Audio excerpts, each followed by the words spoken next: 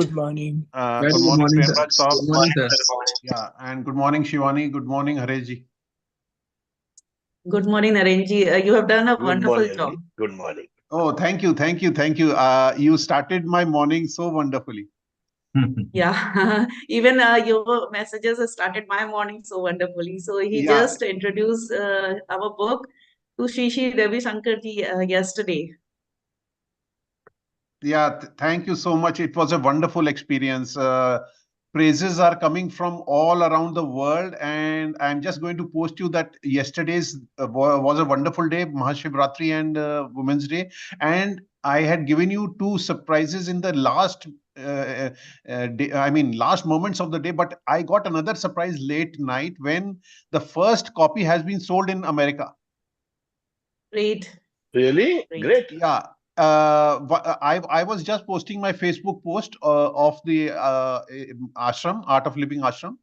Then someone was awake in Kuwait and US. So the Kuwait girl, my school friend, she said, Narendra, I will buy your book. So I said, this is the international link. Immediately, my friend in USA, his name is Satish Dasari, he said, I have already bought it now. And in 2 days, he's getting the delivery. On Sunday, he will get the delivery. So that is the first book to be sold abroad. And I think it's a very good beginning. Yesterday was a wonderful day. That is there. Happy, Great, so sir. we can say it was a real happy Women's Day. Yeah, so many great newses for the day. Yeah, yeah. You did wonderfully. You posted so many wonderful photographs. I mean, news Thank was you, pouring in. sir. Let us start the session now. Okay, okay. Yes, Okay, 44 step. we That's right. keep these things for That's later. fine. So good morning, everyone, and we welcome you on Skilling on Saturdays. We have a very special guest today with us, KV Premraj sir, and he is from Mumbai. He runs Bloomberg. He's a co-founder of Bloomberg, which runs every Sunday 12:30 p.m. just like SOS. And SOS has been started with inspiration, also taken from Bloomberg. So a lot of thanks to you, sir, for being the inspiration. My And pleasure. yeah, definitely. This yeah. And let me introduce sir. So KV sir is an ex-banker, an author, and a speaker. He has spent 38 years in the corporate world, of which 37 years was in banking. He has experience in both public and private sector banks. He is the CEO of group company of leading private sector bank, a BPO, with a head count of more than 21,000. Premdas sir is an author of 5 amazing bestseller books, and his views are expressed in Economic Times, Business Standard, Financial Express, Indian Express, and other periodicals. He has hosted over 150 talk shows on different platforms, interacting with diverse individuals from across the world. He has been featured on national and international podcasts as well. Premraj sir has associated with Rotary Club for over 20 years and is the immediate past president of Rotary Club of Borivali, one of premium clubs of Mumbai. And he has a lovely family and residing in Mumbai. As he also has a pet cat named Fifi in his family. So with this short introduction, we welcome you, sir. Thank you. Thank you And we for the would warm introduction. yeah, we would love to hear leadership bites from you.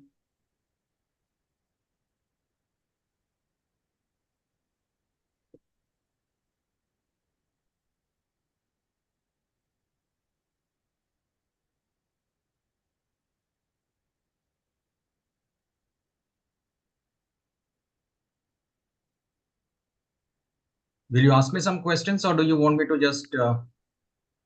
So I would ask you questions as well. If you have prepared any PPT or you want to talk anything No, starting. nothing. It's just Okay. off the cuff, whatever you all want Okay. I'll be just sharing Okay. some of the experiences and the learnings that I've had. Okay. First of all, share with us what leadership skills you learned over a period of time in the banking sector. You worked for 38 years. So your experiences on leadership skills. See, as far as leadership skills is concerned, what is more important is people management. If you manage people well, you will always find that the organization or the unit that you are handling will flourish. It's all about man management. See, 500 years ago, emperors and queens could impact a billion people. 100 years ago, it was industrialists. And now, because of so many aspects available to us, it's you and me that can impact a billion people. And as managers in the units that we are managing, you will always find it is the manager that makes the difference as to whether the organization will flourish or go down. If some of the things that you have to share, one of the things that I always thought was a great trait for a manager would be active listening. As managers in the old times, a manager expected his team or his subordinates to be servile, to be doing according to his willing. But now things have changed. A manager should realize that unless he takes the team together with him, and if he has to take the team together with him, there has to be active listening from his side, from the manager's. Let me quote a couple of examples. I was reading about Nelson Mandela, and Nelson Mandela has mentioned his father was a tribal leader. And as a tribal leader, he used to conduct meetings. So as a young boy, Nelson used to be taken with his father to learn the ropes. And there are two critical things that used to happen during meetings. They always used to sit in a circle. So there was no hierarchy as such. Even though there might have been mini leaders within the organizer, within the tribe, but when it came to meeting, because they were sitting in a circle, there was no one who was superior to the other. So that parity was maintained. And second, the leader of the tribe, that's Nelson Mandela's father, allowed everyone to speak first. So when others spoke, he never used to interrupt. It used to be active listening to what was being said. So he said at the end, when everyone had spoken, his father used to get the sense of the consensus of opinion based on which he could reply. He would already have his reply in advance, but then if he felt that the wind was not blowing to the way he wanted, he could change it. But if he felt that whatever he wanted to say, there was conviction in it, he would go ahead. But what used to happen was, because everyone had an opportunity to speak, everyone's opinion was counted, they felt they were part of the team, and whatever image, whatever input that has to be given was given at the end. This was a great way of conducting meetings. With active listening, he could take the tribe forward. And these are some of these lessons that Nelson Mandela learned from his father, helped him to ensure when he became the president, when he became the leader of the African National Union, he could take people along with him. That's active listening. And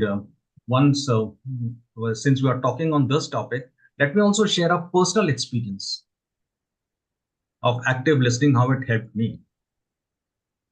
There was this one time when I was managing a branch in Mumbai, and we had an issue. At that time, ATMs were serviced by branches, and there were ATMs connected to the branch. So in this branch, we had two ATMs. And in this ATM, checks and cash could be deposited. So in the morning, when the branch opened for business at 8:30, two tellers had to get this cash and check envelopes out of the ATM. And at that time, we did not have cameras in the branches. So two tellers had to count the cash. The branch had three tellers. So because two tellers were engaged in this activity for the first 1 hour, say from 8:30 to 9:30 or 10, these people used to be handling those envelopes. Because instead of three teller, only one teller counter was functional, there used to be a queue in the branch. And customers were not very, very happy with having to wait for long. So I asked the tellers as to what is it that we can do. They came up with a brilliant solution. They said instead of we coming and opening the ATM at 8:30, we will come an hour earlier. So coming an hour earlier at 7:30 in the morning, by the time around 8:30, when the customers used to walk into the branch, the ATM envelopes of cash and check was already sorted out. Credit was given to the customers who had deposited cash, and the clearing checks were already lodged in clearing. So at 8:30 in the morning, we had all three teller counters functional. Customers were very happy, and the staff was also very happy because they were less pressurized, and more important, they felt empowered that their manager had listened to them and implemented their suggestion. So this is for everyone in the group. We always need to go down to the last mile connectivity, wherein customer meeting staff are the people who might give you great solutions to problems. And there should be no hesitation in asking our employees for suggestion. That's on active listening. And if you all want, I can also suggest an activity which during my time I used to suggest to our people, wherein people can be paired in twos. This can be done in your organizations or even at home. Pair people into twos, ask one person to share a personal story, and the other person will be listening without interrupting. And then the second, after this is done, the other person will relate his story and the other person will not interrupt. Then both of the people should reflect on the differences between just simply hearing and active listening. You will find massive difference. So that's what is on active listening. And while we're on this, let me welcome my friend Abhijit Sansgiri, who has joined. Good morning, Abhijit. Morning. So that's one of the biggest hacks that I had used as a leader. Definitely. Thank you, sir. Active listening is definitely a wonderful trait, and when one listens, definitely one gets more instead of speaking. So when we speak, we speak only what we know. When we listen, we gain a lot of insights from other people. Yes. So, moving forward, I would like to ask you, what is the role of empathy as a leadership skill? Well, Shivani, that's a great question. Empathy is one of the greatest skills that a leader can have in managing the future. This is one of the skills that has been shortlisted or penciled in as a skill for the future. And when talking about empathy, let me quote, there is a Native American saying that says,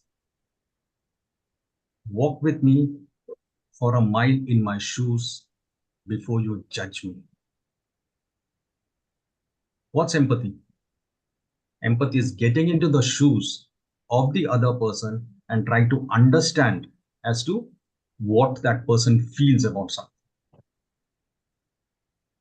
Again, permit me to share a story that has really helped me at my head, one of the branches that I was managing. There was this branch which I was managing. The branch manager and the staff members used to have a problem with one of the staff members. The problem was she was not willing to be part of the team.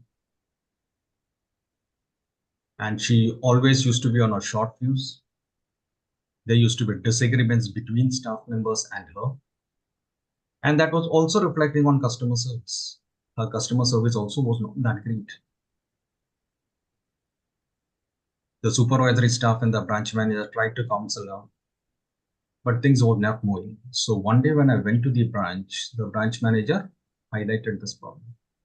I said, let me talk to this lady. So after business hours, I asked that lady to let's meet in the conference room. On a one-to-one conversation.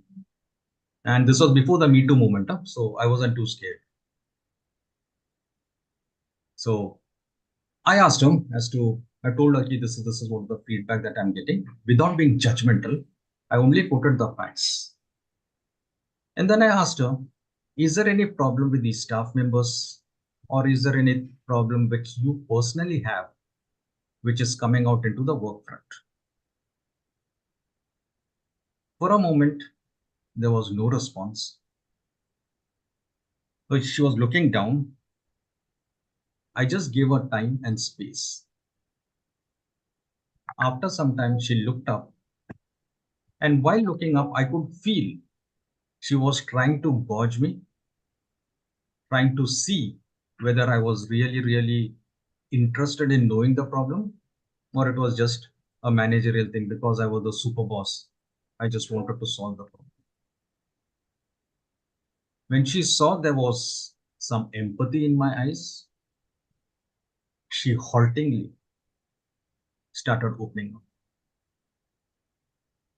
She revealed she was a single mother with an 8-year-old child.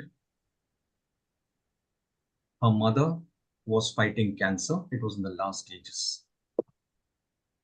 And money was in short supply. So a combination of these factors was creating a lot of stress in her life. Because of the stress, when she came to office, when she came to the branch, sometimes that used to spill over at the work front. And she felt the world was against her. She did not have anyone in whom to confide. So I didn't do anything about this. I just said, kid, don't worry about it. We will see that the branch does something for you. Then I spoke to the branch manager and the other staff members. Did not give all the details, but then told them they need to ensure that she's assimilated into the branch team. They had to make an extra effort. They had to go more than halfway to meet her. And luckily for us, at that time, we used to have a lot of contests happening, inter-branch contests happening. So the branch manager decided for the next contest that would happen, this lady would lead the branch in that contest and the others would support. That's when magic happened. Suddenly, this lady realized she's been given leadership opportunities and the other staff members are supporting her. She felt wanted. She felt part of the team. And guess what happened? That branch won that national contest led by this lady. And after some time, when there an opportunity came to promote someone, she was promoted. She went to a different branch and did extremely well. So this was a case wherein with empathy, you could get a staff member to perform and make make someone an asset to the organization. In your lives, you will find there are lots and lots of opportunities wherein instead of judging person, if it's judged with empathy, you will find a lot of good things happening. Because remember, every human being you meet has a lesson to teach, a story to tell, and some dream in their hearts that is just longing for support. Are you willing to be that support? That's my take on empathy. Great, sir. It's a really very touching story. And Thank you. definitely we jump to conclusions and we take like our own, we mind read other people. And in NLP, we have been taught that never judge, always ask. And that is where I would also relate to one of the instances that happened on SOS platform when we invited abundance coach, Dr. Harish Mehta sir. And uh, after the session, I got a few comments that he was not in his professional attire. He was speaking from his bed. And I would love to share the instance that um, happened when we met at PSAI function. I got to know that day he told me that just before the session that night he got a stroke and he was unable to move from the bed. And after giving the session, he got admitted into ICU. I salute to the spirit of him, and I would love to share this with our audience. Please do. And The respect for him has manifolded in my mind. well, Harish Peta is one of my mentors too. The level of his commitment, he could have easily informed me and we could take another speaker or organize it some other way. But he never spoke even a single word. And that is the level of commitment that I learned from him. That's a wonderful thing that I would love to share with my audience. So before judging anyone, we must always we must not judge anyone, actually. Yeah. We never know what the other person is going through. So coming to next question, I would also like you to highlight on the role of delegation to be a successful leader. See, a leader should not hog all the work or take everything with himself. He has a team. Why does he have a team? So that he can do only the thing that he is supposed to do, which is the managerial part. What happens many times with bosses is that they feel they have to do everything. So proper delegation doesn't happen. And one of the greatest disservice that you can do to your team is by not delegating properly. What it shows to the team is you don't trust them with the job that is on hand. So when that trust factor goes out of the window, you will find that the unit not functioning. With delegation, there is efficient utilization of resources. Each person has a responsibility. Each person has a skill set. If that is with delegation, if that is done, you will find there is efficient utilization of resources. And when jobs are delegated, for the employee also, we talked about the trust factor, the employee gets developed. When he does something, he does something over and over again, he attains mastery over it. After that, he could be given some other job, some other work, or in some other department. So what we do with delegation is we create an atmosphere where the employees are developed for greater and higher roles. Another thing that delegation does is time management.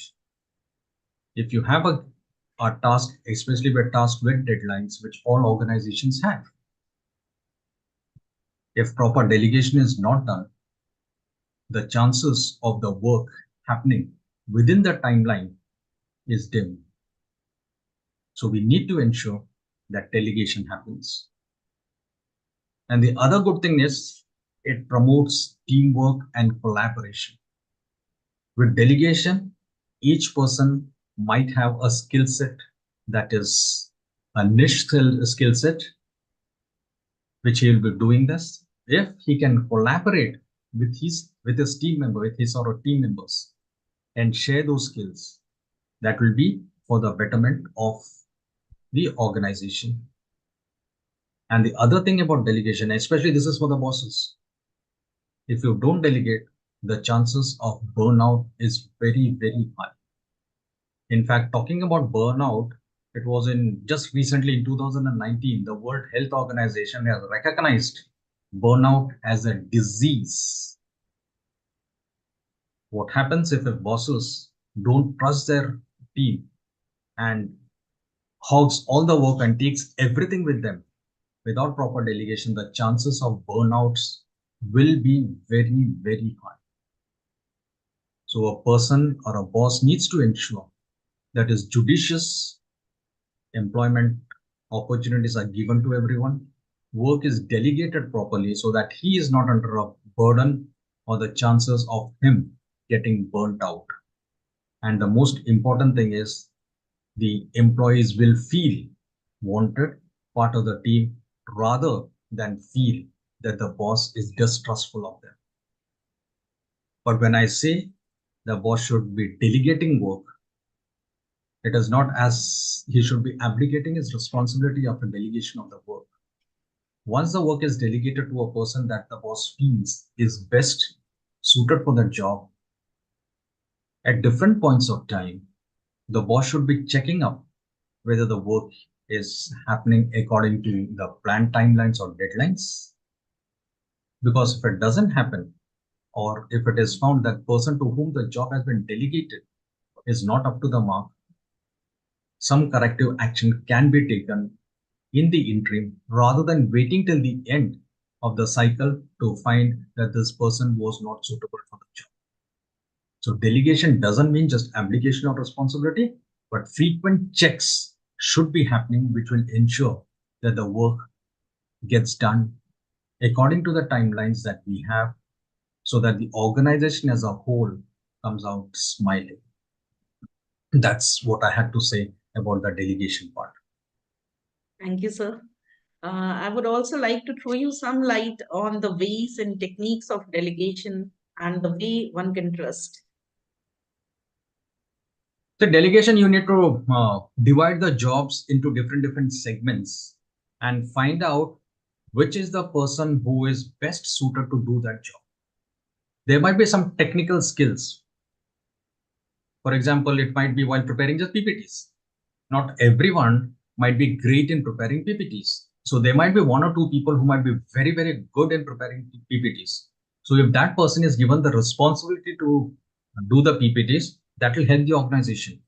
While that is being said, the manager can also ask that person to ensure that he trains other people in the art of preparing PPT. So what will happen is this person who is an expert, he will become mentor to someone else. There will be teamwork and collaboration happening. And at times when that person who is the expert in PPT, he is not available either through leave or something, the organization doesn't fall flat. There is a backup available. So with delegation, backups creation is also important. Definitely. That's a wonderful insight. Thanks. And I would also like you to highlight the challenges that Gen Z brings into the workforce. Wow, that's a great question, Shivani. Gen Thank Z, you, the sir. future of work. They're already here and they are pushing the envelope. This is the generation that is going to take the work forward, and they come with great expectations, they come with great challenges, and they come with great promise. That is what is very, very important. They come with promise to really revamp the workplace. As far as Gen Z is concerned, this is the first generation that has been born with digital dependency, what I call. This is the digital generation. You and me, when we started our work, for example, when I started my work in the banking sector, it was a manual setup.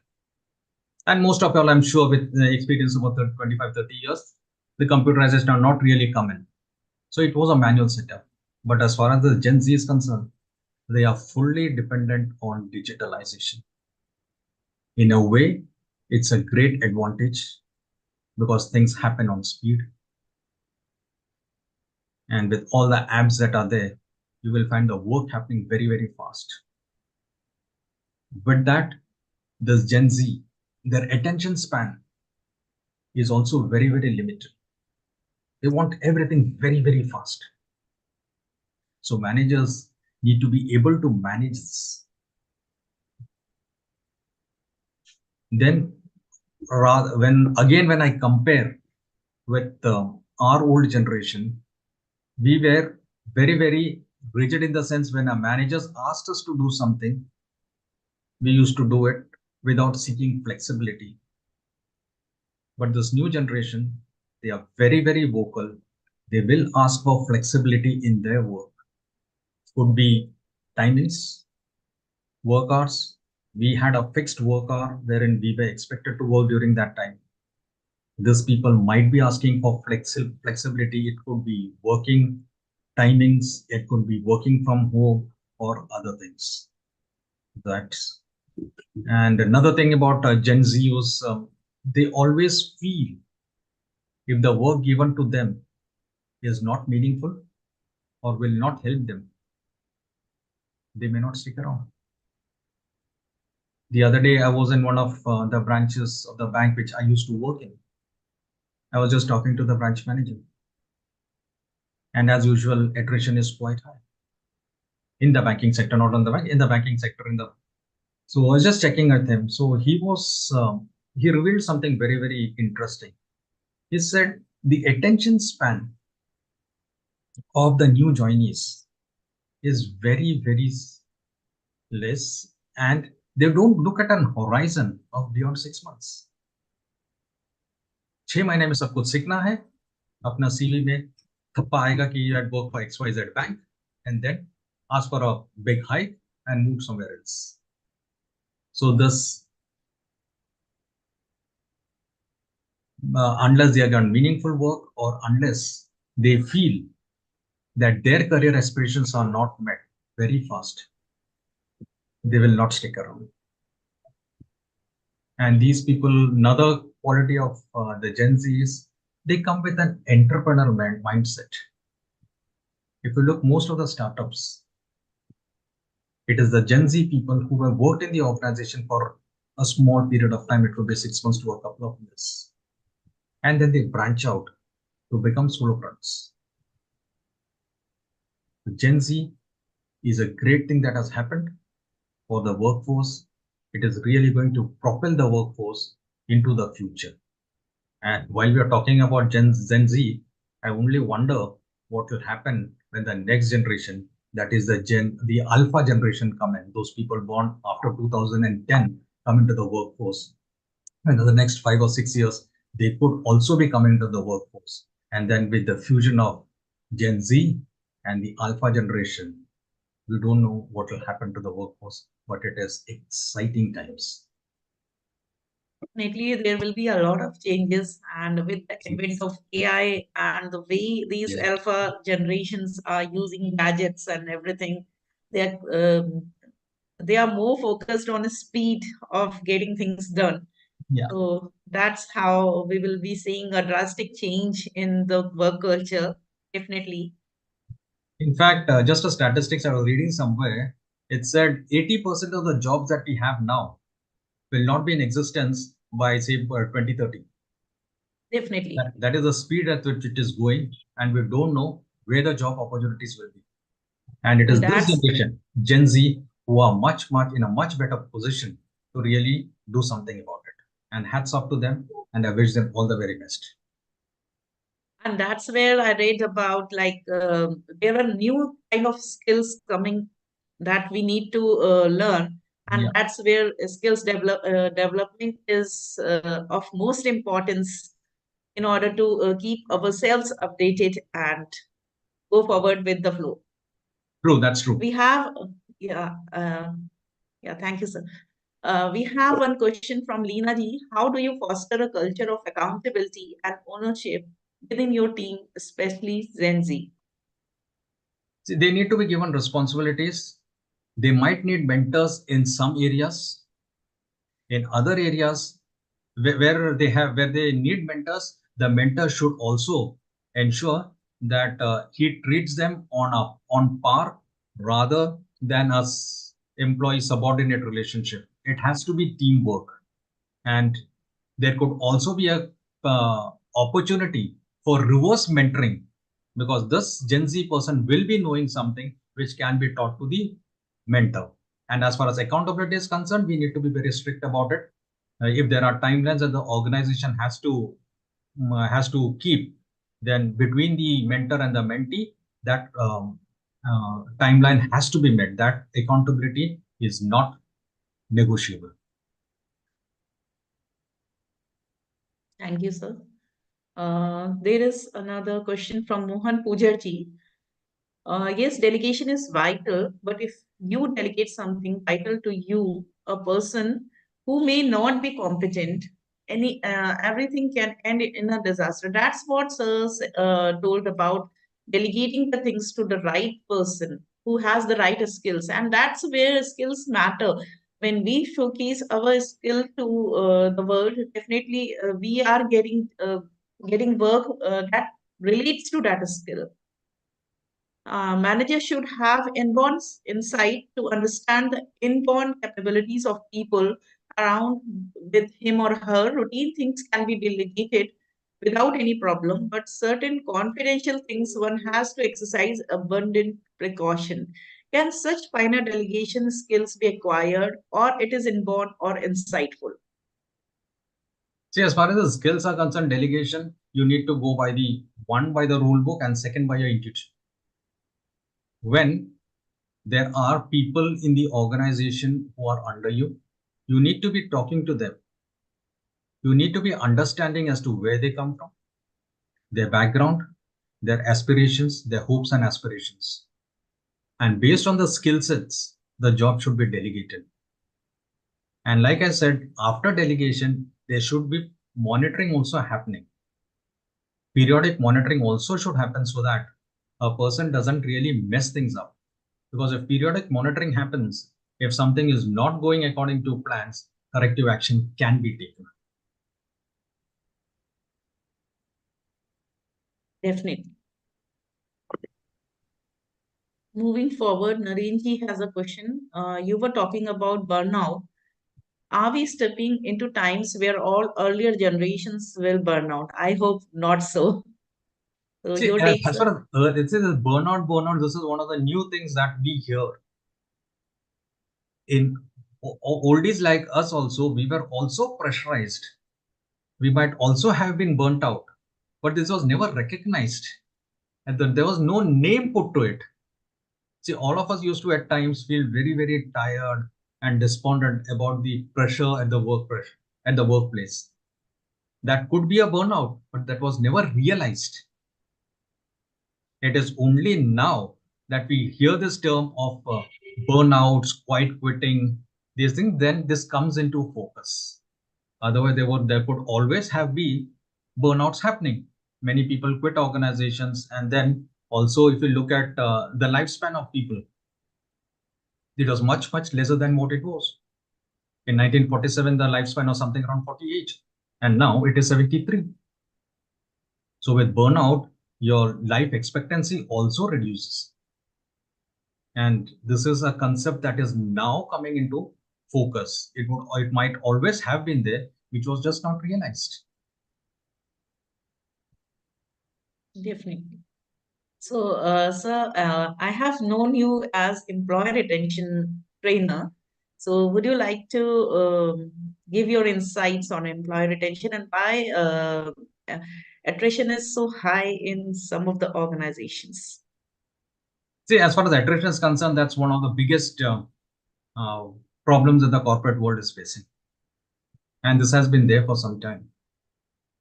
Some of the things that we mentioned, if organizations follow that, for example, active listening, we talked about active listening, we talked about empathy.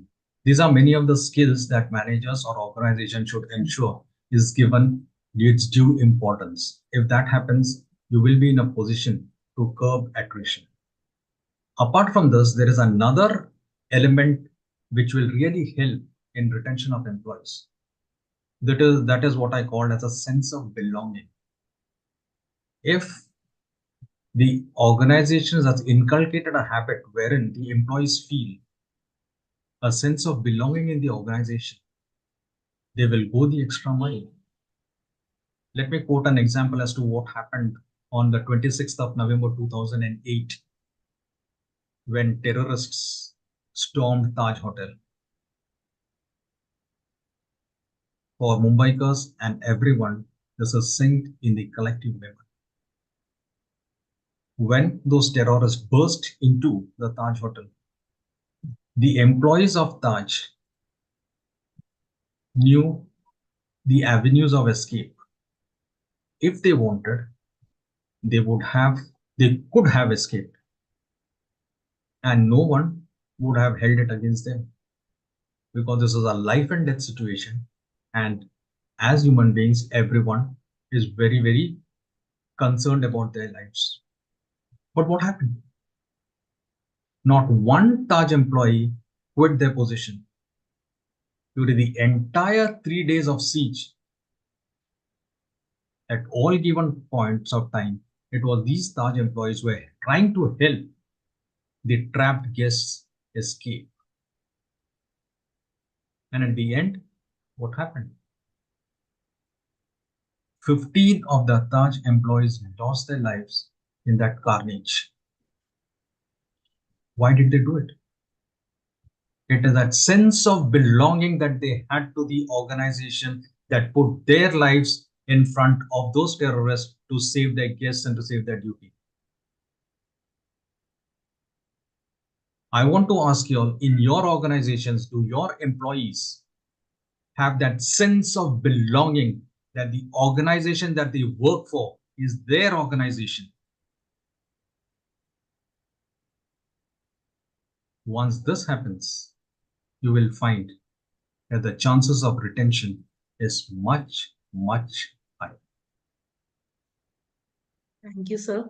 That was a wonderful example, and that is the case study being taken by many management institutes, and Taj, Taj and Tata are a way to study many leadership lessons, and that's what we learn from uh, their USP. I think even HBR, Harvard Business Review, and all the other foreign universities, also storied universities, have also taken Right, this as a case study. right. So I would also like you to speak on the financial frauds, the new kind of frauds that are happening, and what you have experienced in your tenure, and what potential kind of frauds are being planned by these fraudsters, and how can we all be proactive in avoiding or the prevention of these frauds. See, as far as frauds was concerned, when I was working, we had frauds wherein the fraudsters had to come to the bank to do it. And that time, the chances of fraud was much less because all banks have robust systems of checks and balances. Yes, frauds used to happen those times when some checks and balances that we had used to get compromised, or the fraudster was much more smarter than us, or there was a collusion with employees. So to commit a fraud, the fraudster had to come to the branch. And later on, all the banks also used to started having CCTV cameras. So it was very easy to at least know who was the person who had committed the fraud, who had come and done this. But now things have changed. Now what's happening is, with digitalization coming in, the fraudsters don't have to come to the banks. Sitting in their houses, and it could be anywhere in the country or the world, people can tap individuals. Now it is the individuals that is being tapped directly. And when it comes to individuals, they might not be very savvy about how to prevent frauds. So that's what's happening now. Individuals getting targeted and individuals not being savvy enough to prevent it. And what happens is many of the times people get calls wherein the caller impersonates themselves as being bank staff, ask for details about the accounts or other things, or they might even scare. Even I received a call once. I'd opened an account with a new generation private sector bank. After some time, I received a call saying that my account will be frozen because some KYC things have not been done. So I just played along with that person. And he was just giving me all yarns. This has to be done, that has to be done. Then he asked me for my debit card number. Then I said, I know someone in your organization, or give me the head office ka number. I want to talk to the head office ka number. So he realized कि काम चलने वाला नहीं, he disconnected. How many times have we received saying कि your electricity bill is due and it will get disconnected? You have to click on this link. So once you click on that link, then a lot of other things happen. In your introduction, you mentioned that I was part of the Rotary Club of Borivali. I was the president of the Rotary Club of Borivali, and we get speakers. So one of the speakers that we had got was the local deputy superintendent of police. So we had asked him to speak on cybercrime. So there are some interesting things that he mentioned. He had mentioned about 2 or 3 places in the north of India, which are the hubs from where these calls happen. And those are not very intelligent people. Those are school dropouts or something who are very tech savvy, who have taken this up as an industry, as a job for themselves. So as an individual, what we need to ensure that we don't compromise our own security, we don't give out our details. Whoever might be asking you, don't share the details. And one thing that we can do is, and which I've done for myself, is keep a limit on the maximum amount that can be transacted in a day in your account. So even if something happens, the loss is restricted. That's one. And second, even if something happens, if you go to the local police station or the local cyber cell, remember these guys who are manning the cyber cell are not the cops that impression that is given in our movies. These guys are engineers. They are on the top of the ball. They know how to do things. And if you go there on time, they will ensure that your money is protected. Because these guys are very tech savvy, who the people who are manning the cyber cells. So if something happens, please report it immediately. And like I said, have a limit on the account. So even if a loss happens, it is restricted. Plus, if you report frauds within a certain period, that not only are the chances very high of recovery, if there is some compromise that has happened at the bank level, or there's some fault at the bank level, then the bank is supposed to reimburse the entire amount. So we as individuals need to be very careful. And if we feel somebody is taking us for a ride, because there are some new scams happening wherein people ask you to invest in shares, or you receive calls, threatening calls, there is some parcel that has come on where duty has to be paid, and they over a period of time they extort money. So something like that happens, go to the local police station, ask them to call this person, and you'll ensure that your calls, the calls from these fraudsters, stop. So we need to be careful. We need to be vigilant about it and ensure that we don't compromise our own security. So remember one thing, the fraudsters are more smarter than us, and they need to succeed only once. They might fail 99% of the times, but even if they succeed once, unka to kaam ban gaya. Definitely. Well, thank you, sir, for these insights. I have been I have heard about one instance where fraudster, we all are ordering things online, and when that carton box we throw in the dustbin, somebody can steal your phone number or address from that cardboard box. So it's always advisable to remove it or destroy it before disposing of the carton box. One thing is this, and I have saw a video where the fraudster got the contact number, and then when that man was returning from his office, it was just for educative purpose, maybe that video. So when that person was returning from his office, he just said he lost his phone or something. Can I borrow it for a single call? And he just, as a courtesy, he gave his phone to use him for him to use. And that person, what he did, he just while talking, he planned to transfer the OTP in a way that that person doesn't get to know that he has transferred the OTP. He is told some address to somebody, and breaking the terms of numbers of OTP, he just transferred the OTP. And that is, many a times when these delivery guys come, we need to be careful about when they are asking for OTPs. So sometimes it's scary that we transfer the OTP, and whether they are genuine guys or not. So, what is your take on these things? Yeah, we need to be very, very careful. Like you said, don't share OTPs unless it is very, very essential. And also, if you keep questioning, asking questions, these people get scared. And if you feel there is they have some nefarious activities or your security is compromised, don't give it. As simple as that. Hello, Shivani. Can I add one point? Can I add one Yes, point? yes. Go ahead. Go ahead, sir.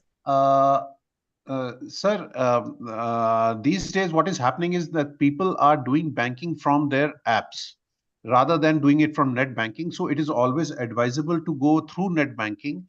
There are so many fraud apps going around, and Shivani can also vouch for this. I was just about to narrate this story. Yeah, And so you tell that. I will not interrupt, but let okay, me okay. complete what I am saying, that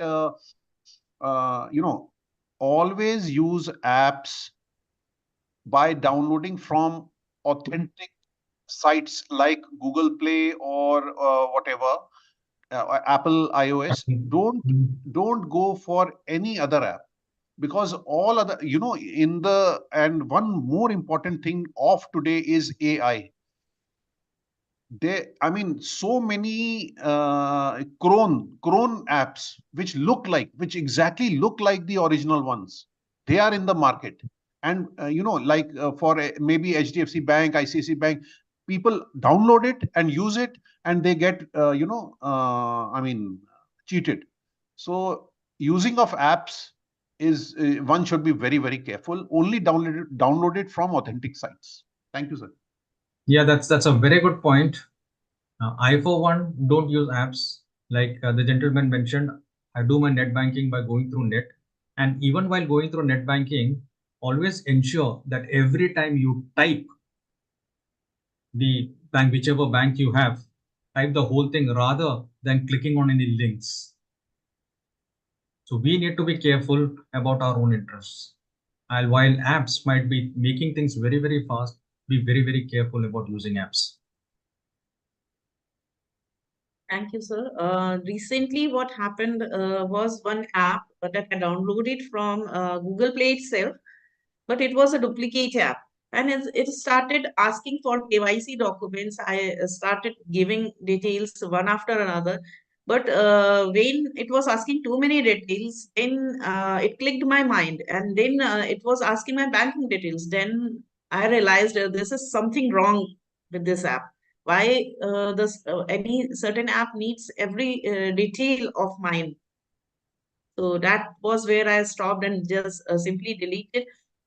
So I would also like to downloading these apps. They need so many permissions, and once we decline, these apps do not work. So what is the remedy if we have given some permissions? What is the remedy that we take those informations or those permissions back. One option I know that while going to our Gmail account, if we are giving the permissions, so we can block. We have a list of apps we have given permission to, and we can block those apps when not in use. So, any other way you would like to suggest our audience I don't have the expertise in this, so I wouldn't be able to do this. I am still old school. I'm still old school, wherein I don't use too much of apps. But one thing I can say, if you have clicked on something and if you feel there is any doubt, go to your bank and get the work done rather than depending on these apps and trying to and feel you're getting conned. Sir, Harisha, she said, Lina ma'am has said that they're using deep, techniques nowadays. But actually, every day they are using new technique. You have to be very alert. That's all you can do. Yeah. Nobody can be expert. They're much better than us. Much better. Yeah. They are much better than us, and like I said, they need to succeed only once. No? They might make 100 attempts. But if we are alert, we can save ourselves. Yeah. Yes. Alert, you can save yourself, and if any doubt, go to your bank. Sir, I wanted to tell about the communication we were talking. As you said, rightly said, 90% of good communication is listening. What you said was fantastic, but I will say it is 90%. How you listen. Sorry, I didn't get your question.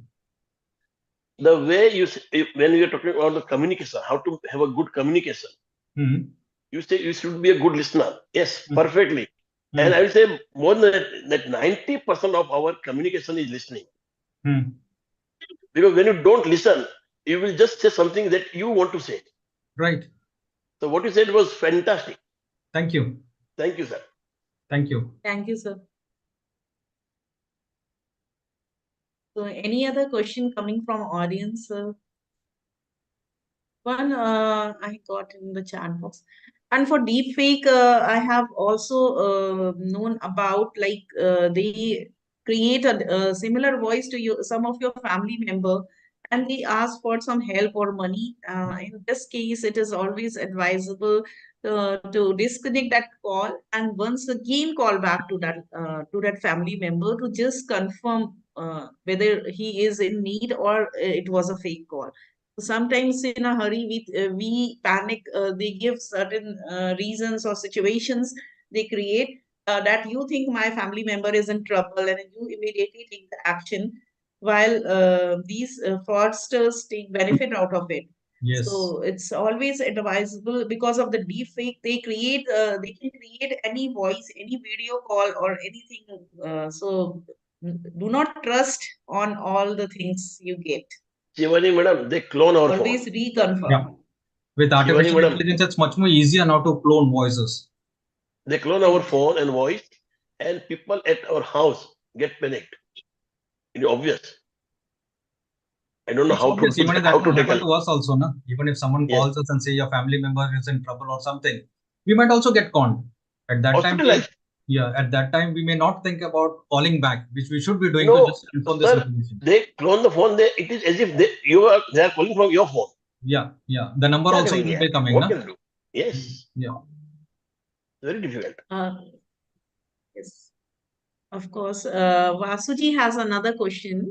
If I miss to give a communication in time, which led to a delay, how can I amend it as a leader and give confidence to my team?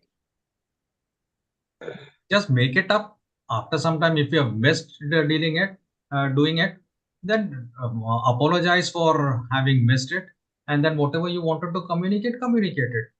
See, there might be deadlines, there might be a lot of things, but then if you miss it, you miss it. Try to make it up. That's all I can say. And Gauravji is asking, fraudsters are offering work and ask for a fee. So we have seen certain unknown numbers coming to us, offering us you do some social media work or something, and they will provide you details, and then suddenly they ask for banking details. So we must be beware of these things and reject them as soon as these opportunities come. Even recently, I received a WhatsApp message from, it was a number, I checked, the number was an Australian number. They just wanted me to give some rating to restaurants. Just Yeah, give they 5 are rating like to restaurants, and they said ratings keep, or likes yeah, on YouTube videos or something yeah, like that. yeah. For everyone, they are paying some certain amount.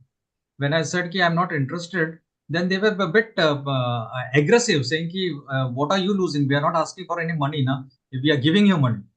I just deleted that WhatsApp message and blocked that number. So You don't know where it these might days, lead to. yeah, these days we get a lot of such messages, and just deleting or blocking them is a good advice. And there's a new one also I was reading somewhere wherein people ask you to invest in stock market, and wherein they show you the returns that you have made. So there might be a sizable return, but the hitch is when you want to withdraw the money, you will not be able to withdraw the money. By that time, you would have invested a lot of money, and that would have been siphoned off.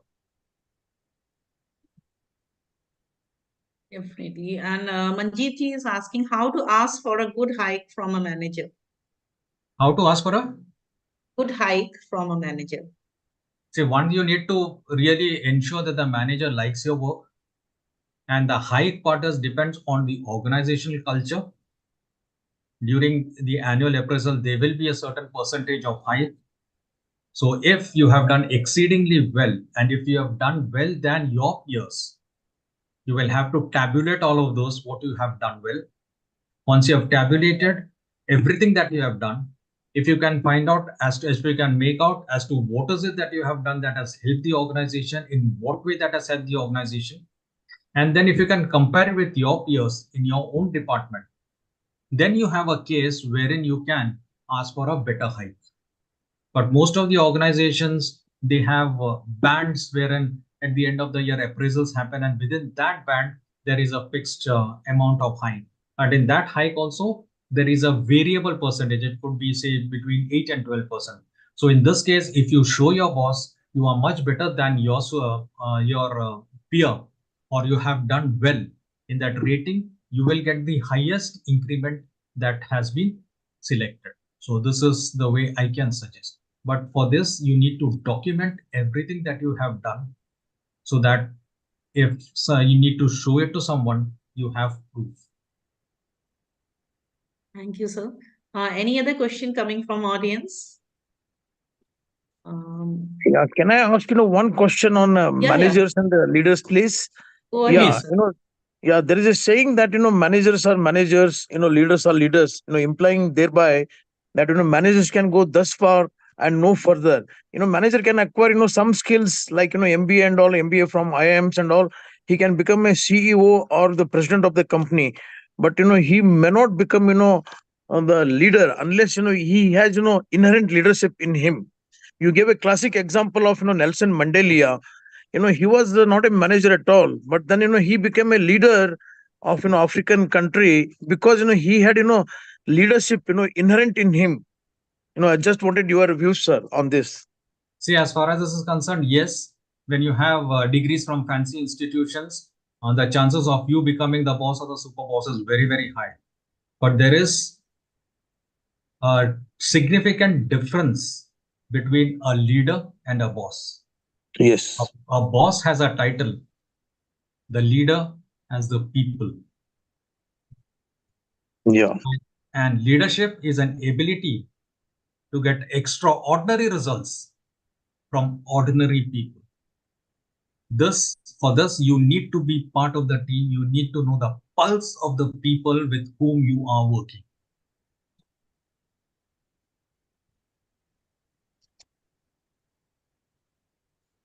Any other question from the audience? Shivani ma'am, I wanted to share one thing. Thank you. Yes, go ahead. So actually, we talked about frauds in the stock market. So recently, I have seen in the Instagram there are many ads where there is a popular YouTuber called Rachna Ranade from Maharashtra, and she is the people are using her photograph, and they are asking people to know that it's a free course, you can learn stock market and all that. And when you go there, and they will ask you to join a WhatsApp group, right? And they will teach teach you those stock market skills, and then what they will do is they will encourage you to you know do the do this market this stock market thing. And since they will and also they will encourage you to open that institutional account, right? so there is an account, I am not sure about that, but that if you are trading through that, you will get you can buy after there is an upper circuit or lower circuit, like that. So that is another type of fraud which is happening these days. So these ads which are coming in Instagram, Facebook, we must refrain from clicking those ads. True, very true. See, they Yeah, show, thank you. I've not encountered this, but I've heard and read about it. They will show you profit. You've made a lot of profit, and they encourage you to invest more so you can earn more profit. But then when you want to withdraw the money, you'll suddenly find you don't have access to the funds. Yes, sir. Right. You're absolutely right. I have seen actually those. I joined those WhatsApp group, and they are teaching you. There is a teacher. He's teaching you those skills, but simultaneously they are making a trap where they will tell you to open that institutional account, and they will encourage you to and they are penny stocks. Yeah. So so they are showing, people are sharing their profits also. So it's happening like that. True. Yeah. And those numbers are from UK, from some other countries. So there are those admins are mostly females who are taking care of that. They have a very good picture of profile pic on their profile. It is going like that. And we don't even know those admin, those pictures, whether they belong to some person, the same person, or it's some other guy, Yes. some fraudster. Yes, right. True, very true. Thank you, sir, for sharing all the insights, wonderful insights on leadership, on prevention of frauds. I would like you to sum up a conclusory question that how do you prioritize the well-being and development of your team as a leader, and what initiatives do you implement to support their growth and fulfillment?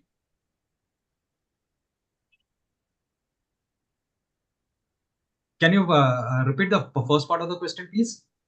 It's how do you prioritize the well-being and development of your team member as a leader, and what initiatives do you implement to support their growth and fulfillment? One of the things that I've always succeeded was whenever a employee asks for leave, never say no. even when you are there is a deadline, you need to meet it. Find someone in the team who will get the work done, or you yourself as a manager do it. Because what happens is most of the organizations, the number of days leave that is available to an employee is limited. And most, if not all the employees are very, very dedicated. So if someone asks for a leave, especially when during its crunch time, he or she would have some real urgent work. So for that urgent work, if we deny leave, then the impression that you will be passing on to that person is not that great. And what you will be also passing on to the team is not something that is advisable. And then what will happen is the person will suddenly not come. The morning he'll phone, he or she will phone, he's sick, and there's nothing you can do about it. Then you're in a greater soup. So this is one thing that I've always found really helps in not giving leave or concessions to staff members. And if you have a good team wherein there is collaboration amongst team members, there will always be someone who will be willing to pick up the tab. That's one. And second, what is the second part? Sorry, I forgot the second part. What is it that you do to get the team together, right? for their growth and fulfillment. For the growth and fun. See, one of the things that we can always do is rewards and recognitions. One gentleman asked about hikes that we're talking about. Hike is one part. There could be other rewards that could happen during the year. It could be some vouchers that could be given. It could be some movie tickets that are being given, wherein you can spend money from the organizational pocket, or as a manager, you can spend from your own pocket, because finally it's going to help you and your team. Rewards and recognition is something that people are not really hung about, because this will really ensure that people stick around, people feel wanted, and that will also develop a culture in your organization, a culture of caring. If people realize that you as a boss are interested in their welfare, the chances of them shirking work, not doing the work, or quitting is much, much lesser. It is that culture, and that culture doesn't have to come from the very top. Yes, it comes from the very top, but as a unit leader, you can develop your own culture, and that culture is what will spread amongst your team members. And if you back them, they will have your back. Thank you, sir. Abhijit, sir, any conclusory remarks?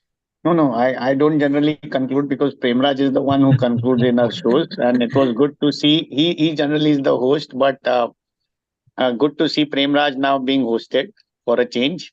The only thing, Premraj, I would like you to narrate to these audiences your story about writing in the newspapers, and I think that's a wonderful story which you should share. So, just I think he'll give the backdrop story, but Premraj has was writing articles for the newspapers for n number of years. He'll tell the story, and there was somebody about some 10 years back had made a coffee table book on the 200 best articles which have come in the newspapers for the last 100 years, and that features articles of Mahatma Gandhi, and that features 2 articles of even our Mr. Premraj. So that's something which Premraj never tells, but I always make it a point to tell anybody when I'm in any gathering where Premraj is there. That was very kind Wonderful, of you. sir.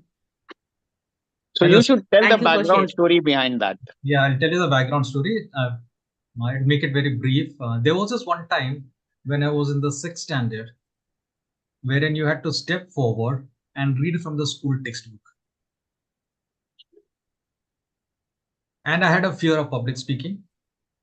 When I used to step forward, my legs used to knock. And imagine, as a 9-year-old boy standing in front of a class with 30 pairs of eyes boring into you. If that was not bad enough, my reading style at that time was a bit of a sing-song. So as soon as I started reading, the whole class used to erupt in laughter.